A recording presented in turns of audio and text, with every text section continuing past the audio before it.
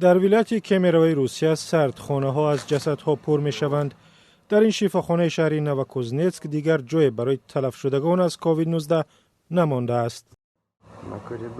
اینجا رهرو است. جسد زیادی اینجاست.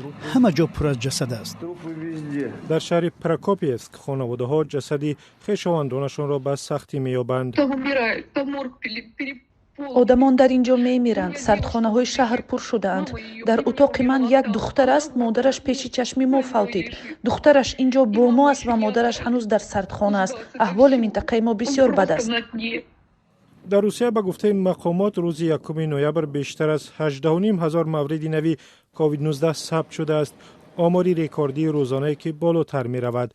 از زمان آغاز پاندمی کرونا ویروس جان بیشتر از 28,000 نفر را در روسیه گرفته است. باور می رود تعداد واقعی تلفات به مراتب زیادتر باشد. کارمندان شفاخانه اولانوسک می گویند روزانه تا 10 نفر می میرند. جسد را در خلطه سیاهی به خانه آوردند. باید جسدی پیرزن می بود اما وزنی نمی کرد. کارمندان با ترس خلطه را باز کردند ولی آنجا مرده بود. جسد را باز پس بردند ولی جسدی بیبی را 2 روز منتظر شدند چون او را پیدا کردن نمی توانستند. می گفتند که جسدها را در سردخانه برابر قد آدم تل زدند. در ولایت سوردلوفسک کارمندان طبی نمی رسند. 75% کارمندان شفاخانه مرکزی کامینسک اورالسکی یا بیمارند یا در کرانتین.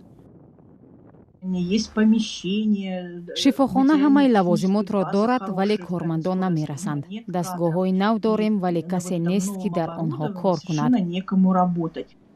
در مسکو مقامات امیدوارند به زودی مقدار زیادی واکسن به ضد کووید 19 را می گیرند ولی عین زمان آزمایش ها برای معلوم کردن کارآمدی این واکسن روسی ادامه دارد.